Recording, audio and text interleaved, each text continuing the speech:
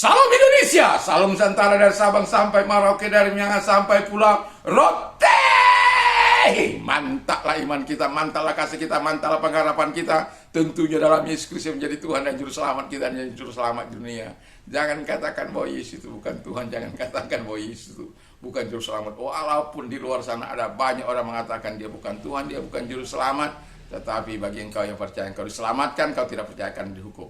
Yesus sudah berkata, akulah jalan dan kebenaran dan hidup.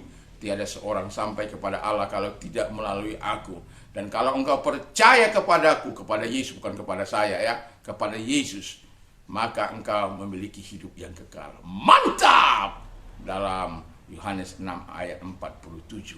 Tuhan Yesus memberkati kita, dan selamat malam. Kita rilekskan hati kita setelah mungkin kita beraktivitas panjang hari ini, dan kita mau istirahat. Sebelum kita istirahat, mari kita legakan hati kita dengan firman Allah. Puji nama Tuhan, selamat malam, selamat kita mendengarkan firman Allah. Sebelumnya kita berdoa. Terima kasih, kami orang-orang yang berharap pada anugerah-Mu senantiasa. Di dalam nama Yesus kami berdoa dan haleluya, amin.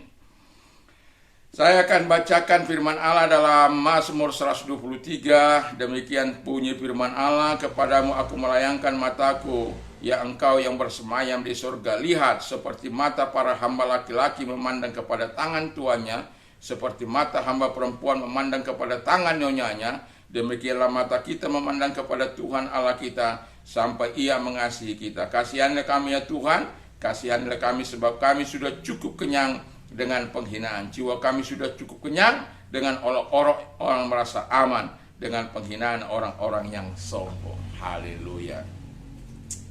Tema kita adalah berharap kepada anugerah Allah, ya, berharap kepada anugerah Allah.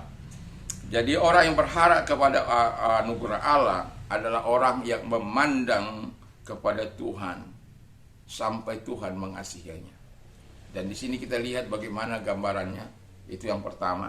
Gambarannya bagaimana seorang hamba atau seorang hamba laki-laki, kalau dia lagi sudah membawa bosnya ke sana kemari, ketika dia mau pulang, dia ingin sesuatu yang diharapkan, mungkin tambahan ya untuk mendapatkan gaji di luar gaji tersebut.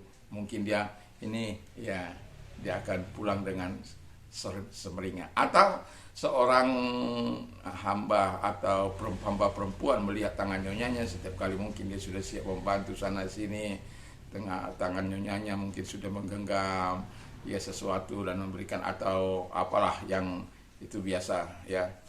Saya pernah melihat seorang memiliki seorang sahabat yang dia merasa diperlakukan oleh atasannya tidak baik. Dia adalah seorang driver, jadi setiap kali dia bawa ke Sumbawa, ke Bima, kemana saja, ya. Jadi dia nggak pernah mendapatkan apa-apa. Lalu satu kali dia curhat sama saya, lalu saya bilang begini kepada dia, brother, saya ini seorang pimpinan, saya tahu betul bagaimana seorang pimpinan pada waktu itu ya. Masih ditentukan oleh seorang orang kerja, ya kemurahan bosnya diajukan dia, dan dia masuk gitu ya. Nah, jadi kamu harus sabar ya, percayalah, bosmu sedang menguji engkau, menguji karaktermu. Apakah engkau bertahan dalam situasi yang demikian? Yakinlah, percayalah dengan apa yang saya katakan ini. Kalau engkau bertahan, kau akan jadi pegawai negeri. Kok bisa? Iya. Apalagi bosmu katanya mau pensiun. Dia tidak akan sampai hati melihat engkau orang yang sudah mengabdi begitu luar biasa. Sekalipun menurut kamu itu sebuah penderitaan, tetapi bagi dia bukan. Dia sedang memproses karaktermu. Dia sedang memproses hidupmu supaya engkau yang terbaik. Supaya engkau ketika nanti jadi pegawai negeri nggak kau lakukan hal-hal yang jahat. Dan pada akhirnya dia betul, setelah bosnya ya mau pensiun, bosnya memang ajukan dia, dan akhirnya dia menjadi pegawai negeri. Yang mau saya katakan adalah, dan saat ini hidupnya menjadi ya jauh lebih baik dari sebelumnya. Ya, negara sudah menjamin hidupnya dan Tuhan memberkatinya. Kalau saja dia pada waktu itu nggak konsultasi dengan saya, mungkin dia akan meninggalkan pekerjaan itu. Tapi karena dia konsultasi dengan saya memberikan arahan. Saya tahu apa arti sebuah kepemimpinan. Pemimpin itu bisa mengambil keputusan yang membahayakan orang, yang membuat orang berhasil. Dan saya mengatakan melihat dia cerita latar belakang bosnya, dan saya mengambil kesimpulan bahwa bosnya ini bukan orang jahat, bahwa bosnya bukan memanfaatkan dia, tapi sedang memproses dia. Dan pada akhirnya bos kita itu di atas segala bos kan Tuhan itu, untuk membuat kita lebih baik. Dia akan proses, mungkin tahap pertama, tahap kedua, tahap ketiga, tahap keempat, tahap kelima. Yang jelas pasti ada proses supaya menentukan karakter kita. Apakah kita masih terus bergantung kepada dia atau kepada Tuhan? Dan apakah kita masih sungguh-sungguh melakukan ketika kita tidak mendapatkan apa-apa? Dan ketika dia tidak mendapatkan apa-apa, dia tetap setia, masih dia. Terus saya katakan, jangan kamu hanya bersihkan mobil, cuci mobil saat-saat tetap keadaan kinclong, supaya bosmu, wah ini mantap, ini anak, gitu.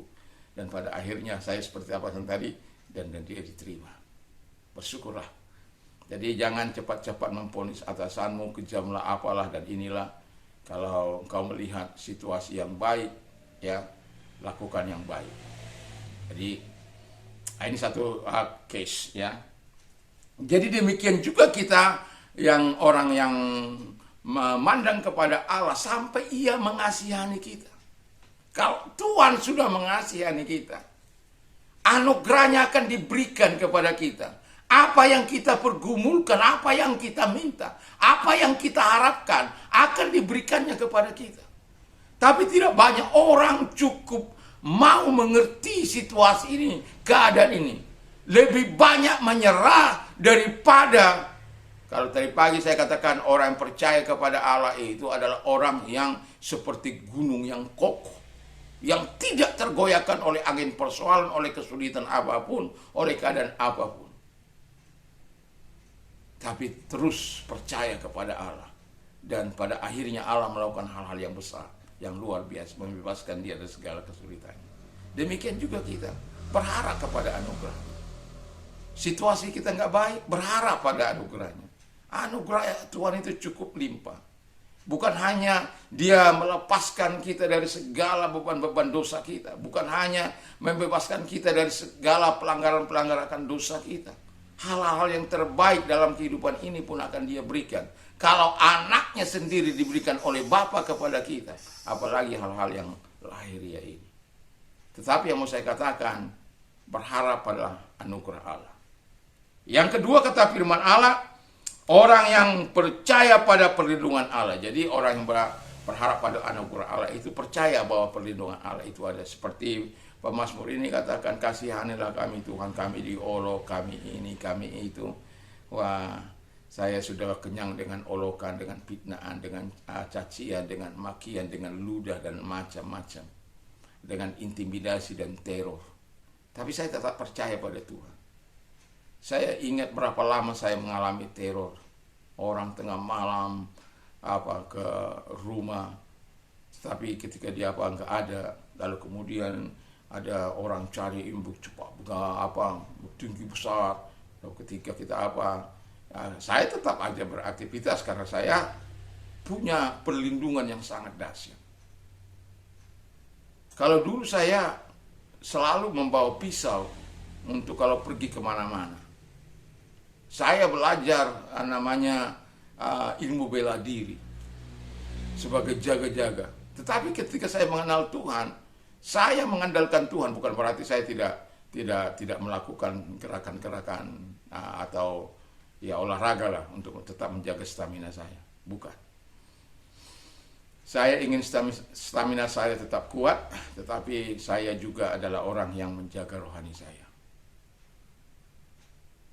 Karena saya tidak tahu kapan persoalan-persoalan tiba-tiba datang. Tapi kalau kita adalah orang-orang yang siap, adalah orang-orang yang percaya pada perlindungan Tuhan, Tuhan akan melakukan tepat pada waktunya, pertolongan yang tepat pada waktunya. Jangan takut. Yang ketiga kata firman Allah, orang yang berharap pada anugerah Allah adalah orang yang percaya atau menaruh firman di dalam hatinya. Mazmur 119 dikatakan ayat 8. How can a young man keep his way pure by living according to your word? Bagaimanakah seorang muda mempertahankan kelakuannya bersih dengan menjaganya sesuai dengan firman-Mu? Itu sesuatu yang sangat luar biasa. I seek you with all my heart. Aku mencari Engkau dengan segenap hatiku. Do not let me stray from your command. Jangan biarkan aku tersesat dari perintah-perintah-Mu. I have hidden your word in my heart, that I might not sin against you. Supaya aku tidak berdosa melawan Engkau. Karena kesulitan, penderitaan bisa membuat kita kadang-kadang tergelincir dan terpleset. Orang-orang mengolok-olok kita, mencaci maki kita, kadang-kadang kita bisa membalas yang jahat dengan yang jahat. Baru-baru ini nggak tahu angin dari mana, saya sering menolong dia, saya sering dia, kalaupun dia tiba-tiba dia berubah jadi monster yang jahat. Bukan sama saya sih, sama anak saya. Lalu memaki-maki kebun-kebun binatang apalah. Terus saya bilang sama dia, untungnya Tuhan Yesus kami itu, orang sudah ramai. Untungnya Tuhan Yesus kami itu tidak mengajar kami untuk memaki-maki orang. Tidak pernah mengajar kami. Kalau ada persoalan bisa diselesaikan. Tapi kalau dia menuntut yang tidak bisa siapa mau melakukan? Bukannya kita melakukan kejahatan, bukannya kita merugikan dia.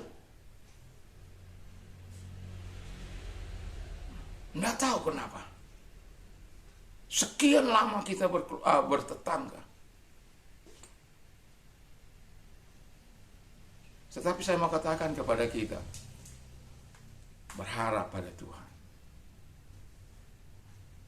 Dan ketika kita saya katakan kepada kita, ketika kita melakukan dengan cara-cara yang ilahi, saya yakin dan percaya Tuhan akan menolong kita.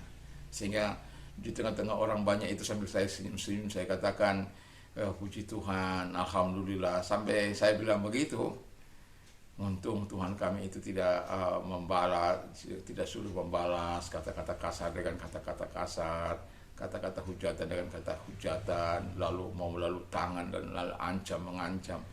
Untung Tuhan saya tidak seperti itu. Ada orang yang membela dia, saya katakan kamu nggak usah campur tangan.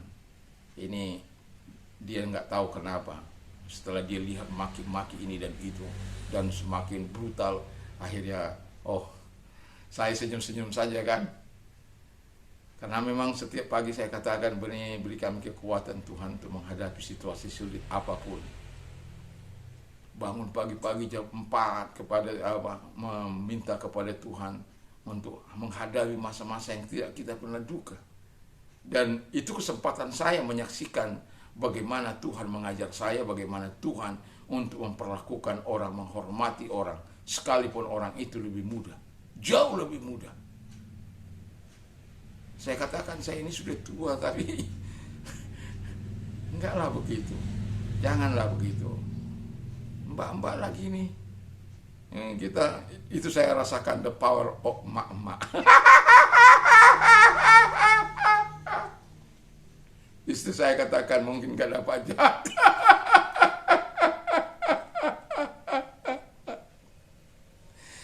Sehingga tingkat halunya sangat tinggi. Tapi apapun itu, saya bersyukur bahwa saya bisa melakukan counter dengan baik dan sambil menyaksikan kebesaran Tuhan.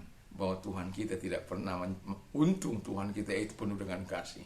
Saya bilang Tuhan saya itu mengajar saya untuk tetap mencintai orang, mengasihi orang, dan menginginkan hal-hal yang baik terhadap orang, bukan menginginkan hal-hal yang seperti ini. Semakin begitu dia semakin menjadi-jadi. Tetapi kita sebagai orang percaya, kita tahu bagaimana solusi. dalam menyelesaikan masalah. Karena kita adalah orang-orang berharap pada anugerah Tuhan, pada belas kasihan Tuhan, pada perhatian Tuhan, pada kebaikan Tuhan, pada pertolongan Tuhan, pada perlindungan Tuhan. Mantap. Kiranya Tuhan Yesus memberkati kita. Tetap stay in the Lord. Mari kita tunduk kepala dan berdoa. Terima kasih Tuhan. Biarlah Tuhan, kami percayai terus, kami berharap terus pada anugerah-Mu dalam situasi yang tersulit sekalipun, dalam keadaan apapun.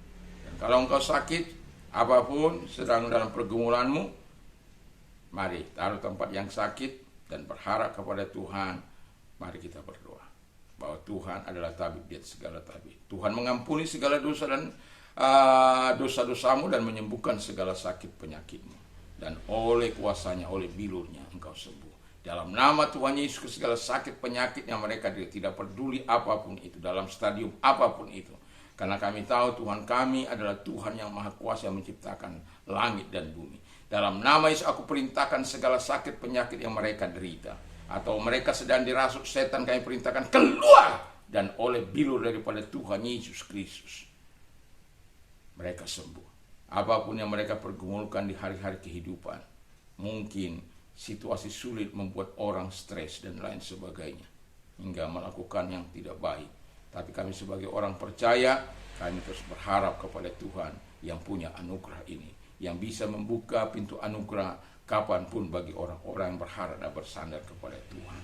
Dia hanya sementara untuk menutup bagaimana respon kami untuk menyikapi ketika kami dalam situasi yang sulit. Apakah kami tetap mengandalkan Dia, apakah kami mengandalkan ego kami. Tapi kami sebagai orang-orang percaya, kami mengandalkan Tuhan, kami berharap kepada Tuhan. Di dalam nama Yesus kami bersyukur dan kami berdoa. Haleluya. Amin. Tuhan Yesus memberkati. Mantap, mantap.